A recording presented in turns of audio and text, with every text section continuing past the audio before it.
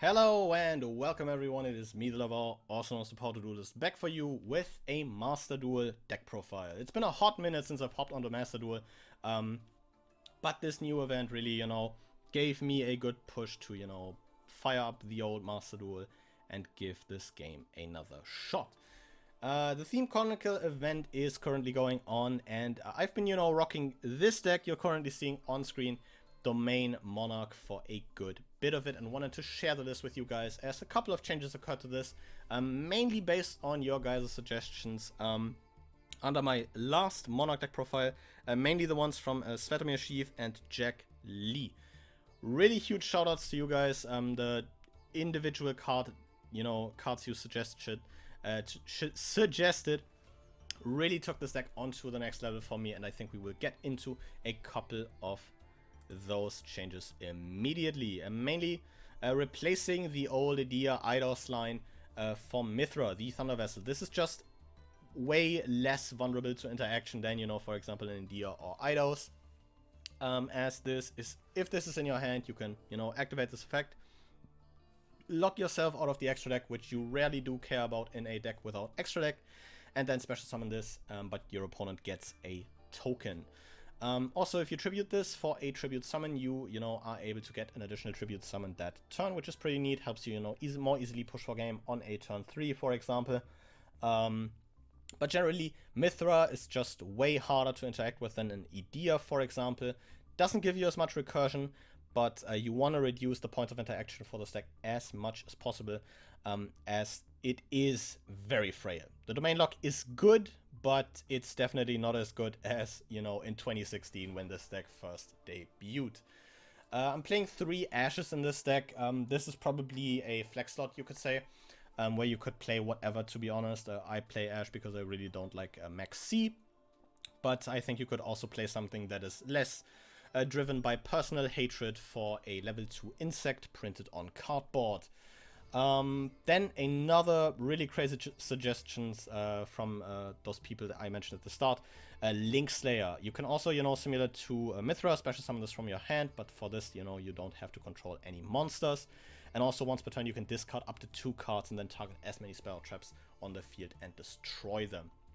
Again, gives you a free body, but similar to Red Layer, if you were playing the Super Quantum Engine in this, also is a monster you can tribute summon. So, something that potentially turns on your domain, or, lets you trigger Return of the Monarchs if you're really desperate. So that's, pretty neat card. Also, the back row removal effect is pretty decent, as you do have a couple of neat things for the graveyard. So that is nice. Definitely at a game where I use this to turn on a domain, and a game where I use this to pop my own pantheism to, search a domain to be able to tribute summon an Erebus afterwards, which was pretty, it was wacky, I tell you. It was wacky. For our Ether target, we are playing a copy of Celeglare, the Luminous Lunar Dragon. You can tribute summon this without tributing, but its attack becomes 1500. But the main part why you're playing this is that during the main phase, quick effect, you can target a monster your opponent controls with equal or less attack than this card, bounce this card to your hand, and then take control of the opponent's monster until the end phase, essentially giving you a disruption off of your Ether that is not tied to giving your opponent free shit, as if you were playing Cuirass, because Cuirass has been like the main target for, Ether for the longest time. On the topic of Ether, you can tribute summoner by tributing a tribute summoned monster. A lot of tribute summoning going off, of course, in this deck. And if Ether is tribute summoned, you're able to send 2 Monarch spells and traps from your with different names from your hand or deck to the graveyard to special summon a Monarch, or like Monarch stat line monster, 2400 attack and 1000 defense from your deck, but it returns to the hand during the end phase. Also, the nice part, you can do this during your opponent's turn, as you can, during your opponent's main phase. If you have Ether in your hand, banish a Monarch spell trap from your graveyard, and then immediately after this effect resolves, tribute summon this card. Pretty crazy. Gives you a good bit of interruption. If you have a Stormforth at the ready, this already gives you 2 disruptions, as you're able to, tribute off one of your opponent's monsters via Stormforth, and then summon the Celeglare to, have that essentially quick play snatch steal, which is pretty cool. Then, the evil counterpart, Erebus, the Underworld Monarch. Also, able to be tribute summoned by tributing a tribute summoned monster. And if this guy is tribute summoned, you can send 2 Monarch spell and traps from your hand or deck to the graveyard and shuffle a card from your opponent's hand at random, graveyard, or side of the field into their deck. Non-targeting removal is pretty crazy, and the hand shuffle is pretty nasty if you're able to get that off turn 1, because putting your opponent on 5 cards at the start of a turn 2, facing down Big Bad Erebus and a Domain Lock, is pretty nasty. You don't want to be in that situation. Also, during either player's turn, main phase, if this is in your graveyard, you can discard a Monarch spell trap and then essentially add a Monarch from your graveyard to your hand, which gives you some decent recursion. But yeah, Erebus, crazy card, puts your opponent on less outs essentially to your board, which is always nice with a deck similar to Monarchs. Then we have another crazy card that is fairly new, Uncommon Fright.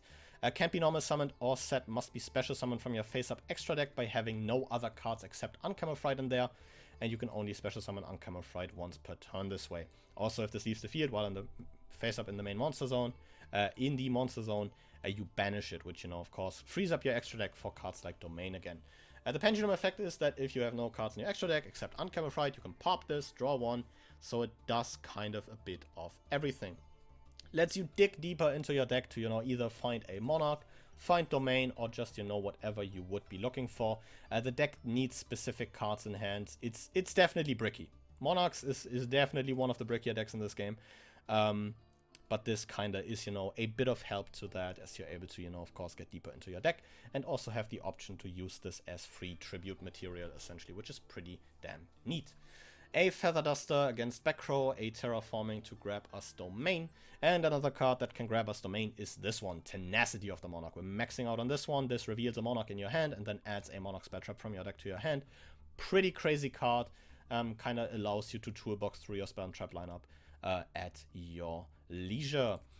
Then probably one of the craziest archetypal consistency cards ever printed in the history of Yu-Gi-Oh! Pantheism of the Monarch. This sends a Monarch spell trap from your hand to the graveyard to draw 2 cards, and you can also banish this from the graveyard to reveal 3 Monarch spells and traps from your deck, and your opponent randomly adds 1 to your hand, with the second effect being hard once per turn. Not only is this an archetypal draw 2, but also does this, add basically any spell trap you would like from your deck to your hand once per turn, which is pretty crazy. In a lot of cases, you will be dumping this off of your big Monarchs to, set up for a follow-up turn. But even just, as a draw power spell, this is pretty crazy to get you, deeper into your deck to those pieces that you are looking for. Then, the field spell that makes it all go around, Domain of the True Monarchs. While you have no cards in your extra deck and you're the only one to control a tribute summoned monster, your opponent cannot special summon monsters from the extra deck. This is basically what this whole deck revolves around. You are looking to, establish Domain, establish a big beefy Monarch on the board, or, Link Slayer, and then kind of, win the game on the follow-up, since your opponent most likely won't be able to play without their extra deck. If a tribute summoned monster you control attacks an opponent's monster, gains 800 during damage calc. Pretty cute, but the main attraction here, besides the extra deck lock, of course, is the second effect that you can once per turn reveal a monster with 2800 attack and 1000 defense in your hand, and then reduce that monster's level by 2 until the end of the turn, making you able to easily tribute Ether and Erebus with just 1 tribute, which is pretty nice. Return of the Monarchs, another consistency tool, locks you out of the extra deck while it is face up, so remember to fire your Uncommon Frights before you activate one of these, if you're able to, of course. If you tribute summon a monster, you can activate one of the following effects. Essentially, both of those add you a Monarch to your hand, so essentially a monster with 2400 attack and 1000 defense, or 2800 attack and 1000 defense with a different name from the monster you tribute summoned, giving you great opportunities to set up follow-up plays, either by adding an Ether to your hand or a copy of Erebus. Monarch Stormforth, another crazy good card in this deck. Quick play spell that allows you to, during the turn you activate it, tribute a monster your opponent controls as if you were controlling it. Again, adds, another layer of disruption to your Ether summon on the opponent's turn, as you're able to tribute off an opponent's monster, summon the Ether, summon the Salaglare, and Salaglare gives you the option to steal one of your opponent's monsters as well, further disrupting their play. 2 copies of Caught by the Grave. Again, the deck really doesn't, like hand traps, and Caught by the Grave is just a crazy good card in general. So maxing out on that, I think, is pretty smart. and then capping off the main deck are 3 copies of the Prime Monarch. Once per turn, you can target 2 Monarch spells and traps in your graveyard, shuffle them into the deck to draw 1.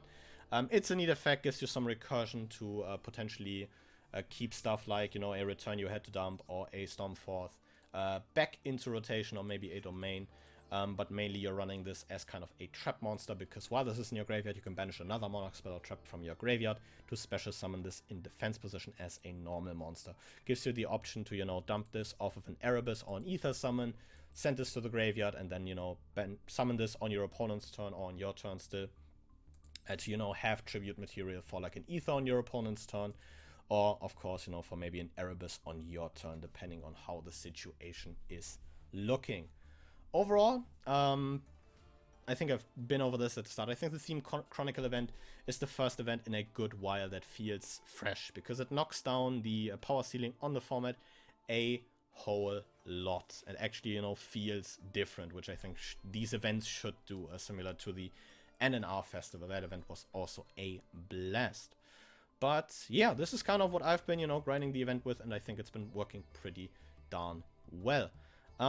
So yeah, let me know your thoughts on the event as a whole in the comments down below. I think this is another really good one that Master Duel has gotten, which is probably why I'm, you know, back on this game. But yeah, again, huge shout out to the 2 guys I mentioned at the start, Jack Lee and Svetomir Sheaf. Amazing suggestion from you guys that really, you know, took this deck onto a new level. And I do really enjoy this deck, so, you know, seeing suggestions like this is of course always cool. So yeah, huge thank you to those, and in general to you guys for watching this video, sticking through the end. Yeah, just a huge thank you for watching this video, and with all that out of the way, I will see you guys again next time. But until then, goodbye.